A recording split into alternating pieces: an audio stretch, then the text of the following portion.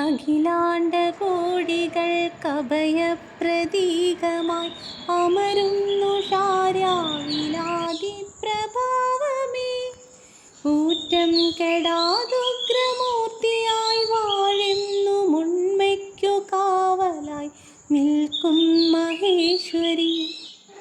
ഒരു വർഷത്തെ കാത്തിരിപ്പാണ് കേട്ടോ ഈ ഒരു ദിവസം.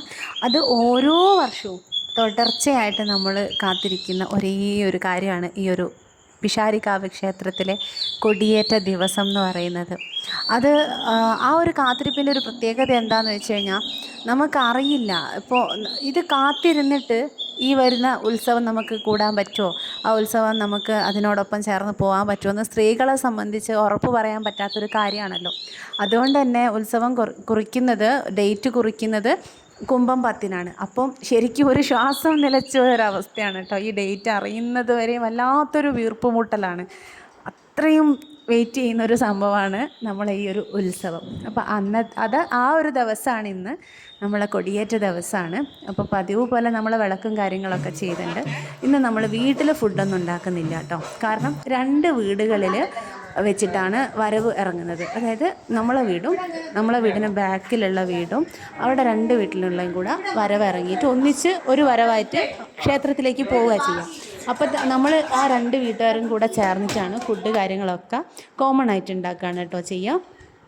അങ്ങനെ അപ്പോൾ ഈ ഒരു ഉത്സവം ഈ ഒരു ദിവസമായി കഴിഞ്ഞാൽ പിന്നെ ഫുൾ മൊത്തത്തിൽ ആ ഒരു അന്തരീക്ഷവും കാര്യങ്ങളൊക്കെ വേറെ ലെവലാണ്.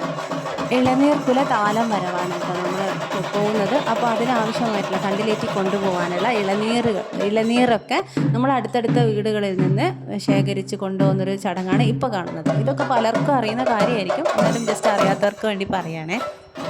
ഈ ഒരു ഉത്സവത്തിൻ്റെ വരവ് ഞാൻ ശരിക്കും ഈ കല്യാണം കഴിഞ്ഞതിന് ശേഷമല്ല കേട്ടോ. ഈ ഒരു താലം എൻ്റെ ഓർമ്മ വെച്ച ആ ഒരു സമയം മുതലേ ഞാൻ എടുക്കുന്നൊരു താലം തന്നെയാണ്. എന്നുവെച്ചാൽ നമ്മൾ റിലേറ്റീവാണ് കേട്ടോ. ഞാനും സുധിയേട്ടനും അമ്മേൻ്റെ ചേച്ചീൻ്റെ മോനാണ് സുധിയേട്ടൻ. ബൈ ഹാർട്ട് പഠിച്ചു വെച്ചതാണ്. ഇനി ഒരിക്കൽ കൂടെ ചോദിച്ചാൽ എന്നോട് തെറ്റിപ്പോവും പറയുമ്പോൾ. അതുകൊണ്ട് അങ്ങനെ നമ്മൾ വരികയും പോവുകയൊക്കെ ചെയ്യുന്നത്. അത് ആ ഒരു കൊടി തൂക്കിയ വീട് കാണുന്നില്ലേ, അതാണ് തറവാട്. അവിടെ നിന്നാണ് വരവിറങ്ങുന്നത്. അതിനിടയ്ക്ക് മക്കളൊക്കെ നാട്ടുമാങ്ങ ഉണ്ടാവുമല്ലോ, സപ്പറിടാന്നാണ് കേട്ടോ അവരൊക്കെ പറയാം. എന്താ പറയുക, ഈ ഉപ്പും മുളകൊക്കെ തേച്ചിട്ട് പച്ചയ്ക്ക് തിന്നൂലേ, ആ ഒരു സംഭവം. അങ്ങനെ ഓരോരുത്തരായിട്ട് നമ്മളെ വീട്ടിലേക്ക് ഇങ്ങനെ വന്നുകൊണ്ടിരിക്കുകയാണ്. അത് സാധാരണ മുമ്പൊക്കെ ആണെന്നുണ്ടെങ്കിൽ തലേ ദിവസം തന്നെ ഒരുപാട് പേര് താമസിക്കാൻ വരും, കൂടാൻ വരാനായിട്ട് പറയാം. അപ്പോൾ കുടുംബക്കാരൊക്കെ കുറേ പേര് വരും. പക്ഷെ ഇന്നൊന്നും ആർക്കും ഒന്നിനും സമയമില്ല. ഈ ഉത്സവം എന്നല്ല കേട്ടോ, എന്ത് കാര്യം തന്നെയാണെങ്കിലും ആ ഒരു തൽക്കാല നേരം വരിക പോവുക എന്നുള്ളൊരു രീതിയിലേക്ക് മാറിപ്പോയി. ആർക്കും സമയമില്ല ഒന്നിനും.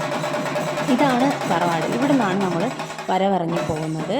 അപ്പോൾ ഇനി ഉച്ചയാകുമ്പം നമ്മൾ ആ ഒരു എന്താ പറയുക, സദ്യ കഴിക്കാൻ പോവുകയാണ്. ഞാനിവിടെ വന്നിട്ട് ഇങ്ങനെ വീഡിയോ എടുക്കുന്ന സമയത്ത് എല്ലാവരും ഇങ്ങനെ നോക്കി, ഇവർക്ക് എന്താണ് ഭ്രാന്താണോ, ഫുഡ് കഴിക്കുന്നതൊക്കെ വീഡിയോ എടുത്തുകൊണ്ട് പോവുകയാണല്ലോ എന്നുവെച്ചാൽ. ഞാൻ പിന്നെ ക്യാമറ എടുത്ത് ഇങ്ങനെ നടന്നിട്ടൊന്നുമില്ല കേട്ടോ, ഫോണിലാണ് എടുക്കുക.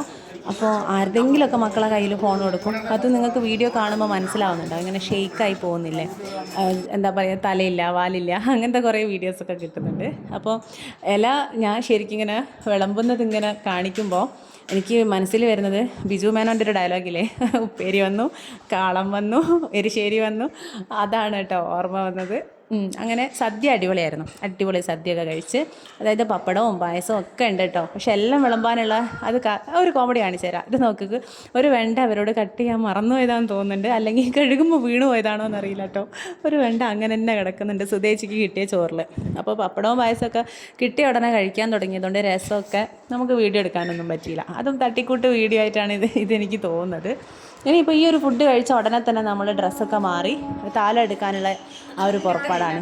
എല്ലാവരും ഡ്രസ്സൊക്കെ മാറി അടുത്ത വീട്ടിലുള്ള എല്ലാവരും വരും കേട്ടോ. കുറച്ച് ദൂരെ നിന്നാണെങ്കിലും ഇവിടെ സ്ഥിരമായിട്ട് വരുന്ന കുറച്ച് പേരുണ്ട് ഈ ഒരു താലം എടുക്കണം എന്നുള്ള ആഗ്രഹത്തോടു കൂടി. അപ്പം അതൊക്കെയാണ് കാണുന്നത്. പ്രത്യേകിച്ച് എന്താ പറയാമെന്നൊന്നും കിട്ടുന്നില്ല. കാരണം ഈ ഒരു വരവ് എനിക്കറിയില്ല, ഈ ഒരു ഉത്സവം എന്ന് പറയുന്നത് അത്രത്തോളം മനസ്സിനെ അത്രയും എഫക്റ്റ് ചെയ്യുന്ന അല്ലെങ്കിൽ ബാധിക്കുന്ന വേറൊരു ഉത്സവം ഉണ്ടോ? ഇല്ല, ശരിക്കും ഇല്ല. ഇത് സുധിയേട്ടൻ്റെ അച്ഛനാണ് കേട്ടോ, രാജമാമൻ എന്നാണ് ഞാൻ വിളിക്കുക. എൻ്റെ മനസ്സിൽ മൂപ്പരൊരു രാജാവ് തന്നെയാണ് കേട്ടോ. എനിക്ക് ഭയങ്കര ഒരു വിഷമം എന്താണെന്ന് വെച്ച് കഴിഞ്ഞാൽ, പെട്ടെന്നാണ് ഈ ഒരു രീതിയിലേക്ക് പ്രായമായി പോയത്.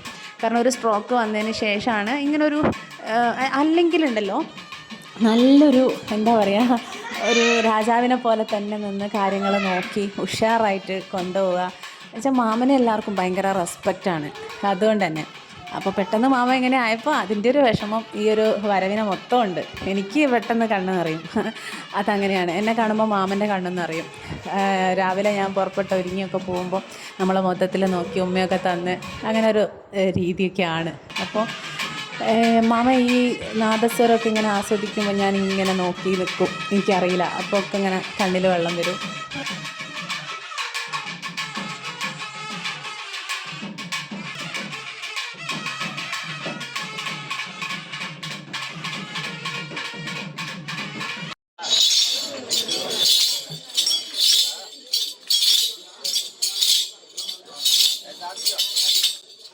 ഇത് നമ്മളെ നാട്ടിലൊരു ഇതാണ് കേട്ടോ, നാട്ടുകല എന്നോ എന്താ പറയുക, അയക്കോല് കളി എന്നാണ് സാധാരണ പറഞ്ഞു കേട്ടിട്ടുള്ളത്.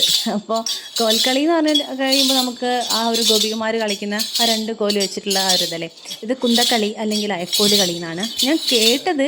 ഈ നാട്ടിലുള്ള അവരെ പേര് മറന്നുപോയി, പറഞ്ഞു കേട്ടതാണ്. എനിക്ക് സത്യാവസ്ഥ നാവിൽ വരുന്നില്ല, അതൊന്നും എനിക്ക് അറിഞ്ഞൂടാ. അവരെ പേര് മറന്നുപോയി. അങ്ങനെ ഒരാളാണ് ഇത് പഠിപ്പിച്ചു കൊടുത്തതെന്നും അപ്പോൾ ഇത് നമ്മളെ നാടിൻ്റെ സ്വന്തം കലയാണെന്നൊക്കെ കേട്ടിട്ടുണ്ട്. കൃത്യമായിട്ട് എനിക്ക് അറിഞ്ഞൂടാ. അപ്പോൾ ഇത് അങ്ങനെയല്ല, വേറെ എവിടെയെങ്കിലും കളിക്കുന്നുണ്ടെന്ന് നിങ്ങൾക്ക് അറിയെങ്കിൽ കമൻറ്റിൽ പറഞ്ഞു തരണം കേട്ടോ. അങ്ങനെ ഒരു ധാരണ ഉണ്ടെങ്കിൽ, തെറ്റിദ്ധാരണയാണെങ്കിൽ മാറ്റണമല്ലോ. അങ്ങനെ അപ്പോൾ ഇത് കളിക്കുന്നത് നമ്മളെ അടുത്ത വീട്ടിലെ മക്കൾ, ഏട്ടൻ്റെ മോൻ, അങ്ങനെയൊക്കെ. കണ്ണം പക്ഷെങ്കിൽ കൊടി പിടിക്കാൻ വേണ്ടിയിട്ട് മുന്നിൽ തന്നെ പോയി കാത്ത് കൊടി പിടിക്കുകയാണ്. അത് ഉത്സവം കുറിക്കുന്നതിന് മുന്നേ പറയും, കൊടി ഞാൻ പിടിക്കും കേട്ടോ, കൊടി ഞാൻ പിടിക്കും കേട്ടോ. അപ്പോൾ നമ്മൾ താലമൊക്കെ കയ്യിൽ വാങ്ങി ഇറങ്ങുകയാണ്, വീട്ടിൽ നിന്ന് ഇറങ്ങുകയാണ്. ഈ താലം കയ്യിൽ കിട്ടിക്കഴിഞ്ഞാൽ പിന്നെ മൈൻഡ് വേറൊരു വഴിക്കൊരു പോക്കാണ്. പിന്നെ നമ്മളെ കൺട്രോളിലൊന്നും നിൽക്കില്ല. പിന്നെ ഭയങ്കര ഇമോഷണൽ, എന്താ പറയുക, വല്ലാത്തൊരു ഇതാണ്. എന്താണെന്ന് വെച്ച് കഴിഞ്ഞാൽ എന്തൊക്കെയോ കാര്യങ്ങളാണ് പിന്നീട് മനസ്സിൽ പോവുക. ഈ മുന്നിൽ നടക്കുന്നത് കുറുപ്പച്ചാച്ചൻ എന്നാണ് മോള് വിളിക്കുക. നേരം വെളുത്ത അപ്പോൾ തുടങ്ങും കുറുപ്പച്ചാച്ചാന്ന് വിളിച്ചിട്ട്. ഇങ്ങനെ പ്രായമുള്ള ആളുകളെയൊക്കെ കാണുമ്പോൾ എനിക്ക് തോന്നും ഇതൊക്കെ ഒരു യുഗമാണ്. ഇങ്ങനെ ഇത്രയും പ്രായമുള്ള ആൾക്കാരുണ്ടല്ലോ, അതൊക്കെ ഒരു കാലഘട്ടം പോലെയാണ് എനിക്ക് തോന്നുക. അങ്ങനെ കുറേ ആളുകൾ ഇതിന് മുന്നേ ഉള്ളവരൊക്കെ നമ്മളെ ജീവിതത്തിൽ നിന്ന് മറഞ്ഞു പോകുമ്പോൾ എനിക്ക് ഭയങ്കര വിഷമമാണ്. ഒരു കാലഘട്ടം കഴിഞ്ഞു പോയല്ലോ. പ്രായമുള്ള ആൾക്കാരോട് വല്ലാത്തൊരു മനോഭാവമാണ് എനിക്ക് കേട്ടോ.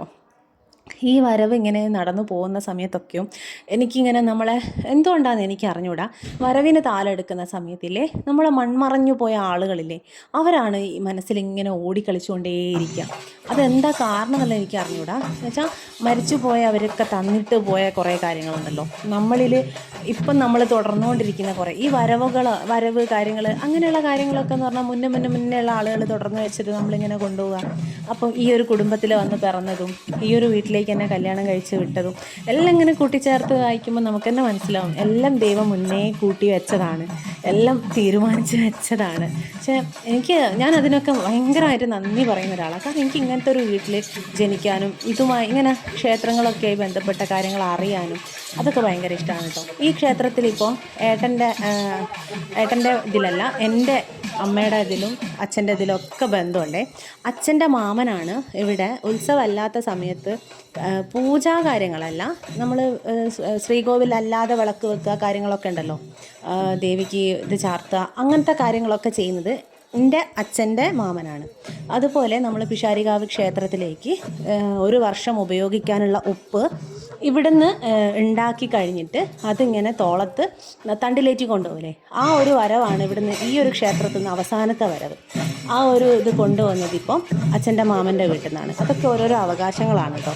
അപ്പം കഴിഞ്ഞ തവണ അച്ഛനും അതിൽ നിന്ന് നമ്മളെ ആ ഒരു ഉപ്പിൻ്റെ അവകാശം എന്നുള്ള രീതിയിൽ കുറച്ച് ഉപ്പൊക്കെ നമുക്ക് കിട്ടുക എന്നൊക്കെ പറയുന്നത് അതൊക്കെ എനിക്ക് ഭയങ്കര സന്തോഷമാണ്. കാരണം അമ്മയ്ക്ക് കൊടുത്ത സാധനമല്ലേ, ഒരു വർഷത്തോളം ആ ഉപ്പാണ് അമ്മയ്ക്ക് വേണ്ട നിവേദ്യത്തിലൊക്കെ ചേർക്കുക എന്നാണ് ഞാൻ കേട്ടിട്ടുള്ളത്. അപ്പോൾ അതൊക്കെ എനിക്ക് ഭയങ്കര ബ്ലെസ്സിങ് ആയിട്ട് ഇങ്ങനെ ഫീൽ ചെയ്യും. അതേപോലെയാണ് നമ്മളിവിടെ താല സമർപ്പിച്ചു കഴിഞ്ഞാൽ പിന്നെ ഈ ഒരു മൊമെൻറ്റ് ഏട്ടനെ പിടിച്ചിട്ട് ഇങ്ങനെ കോമരം, അതായത് ആദ്യമൊക്കെ ഏട്ടൻ്റെ അച്ഛനെ ആയിരുന്നു ഇങ്ങനെ തലയിൽ കൈവച്ചതാക്കുക. അപ്പോഴേ എൻ്റെ മനസ്സിങ്ങനെ പൊടിയും കേട്ടോ, കല്യാണത്തിന് മുന്നേ. അപ്പോൾ ഇപ്പോൾ ഇങ്ങനെ ഏട്ടനെ ഇങ്ങനെ പിടിച്ച് ചെയ്യുമ്പോൾ എനിക്കത് കാണുമ്പോഴും ഇപ്പോൾ പറയുമ്പോഴൊക്കെ ഞാൻ ഭയങ്കര ഇമോഷണലാവും. അതെന്താ അങ്ങനെയെന്ന് വെച്ച് കഴിഞ്ഞാൽ അതങ്ങനെയാണ്.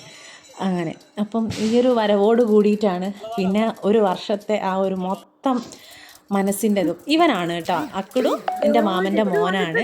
ഇവനാണ് ഇപ്പോൾ നമ്മൾ കണ്ട എല്ലാ വീഡിയോസും, കാണാൻ പോകുന്ന വീഡിയോസൊക്കെ ഇവനാണ് എടുത്തിരുന്നത്. നല്ല നീളമുള്ളതുകൊണ്ട് കളിയാക്കുകയാണ് ഇവരൊക്കെ. അപ്പോൾ നീളമുള്ളതുകൊണ്ട് എന്താ നല്ലോണം പോലെ വീഡിയോ ഒക്കെ എടുക്കാൻ പറ്റും. ഞാൻ എടുക്കുകയാണെങ്കിൽ പകുതി തലയും വാലൊന്നും ഉണ്ടാവില്ല.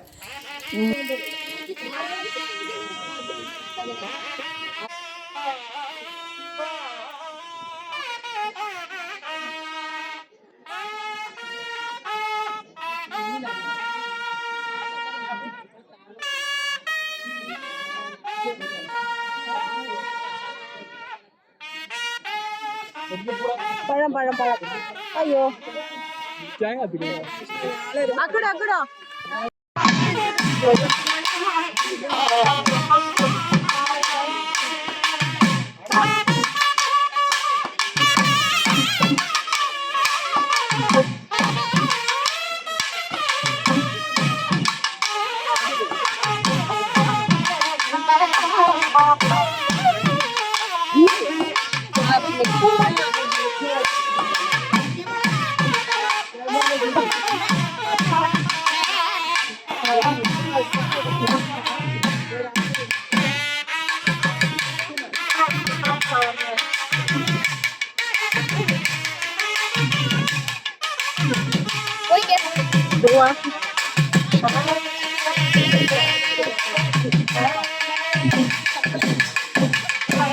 ഈ രണ്ട് പച്ച ഏട്ടൻ്റെ പെങ്ങളും ഏട്ടത്തി അമ്മയും, മറ്റേത് ഏട്ടൻ്റെ ഏട്ടനുമാണ് കേട്ടോ ആ ടീഷർട്ട്. ഇനി അങ്ങോട്ട് കുറേ ദിവസത്തേക്ക് നമ്മൾ വ്രതത്തിലാണ് കേട്ടോ. ഇത് കണ്ടോ, ഇത് ഈ കാണുന്നത് സമർപ്പണം ചിരുതയുടെ ഓർമ്മയ്ക്ക് എന്ന് പറഞ്ഞിട്ട് കൊടുത്തില്ലേ. ഈ ചിരുത എന്ന് പറയുന്നത് എൻ്റെ സ്വന്തം അച്ചമ്മയാണ് കേട്ടോ. ഞാൻ കണ്ടിട്ടില്ല, അച്ഛനും ചെറുതിൽ കണ്ട ഓർമ്മ ഉണ്ടോയെന്ന് അറിയില്ല, അത്രയും ചെറുപ്പത്തിൽ പോയതാണ്.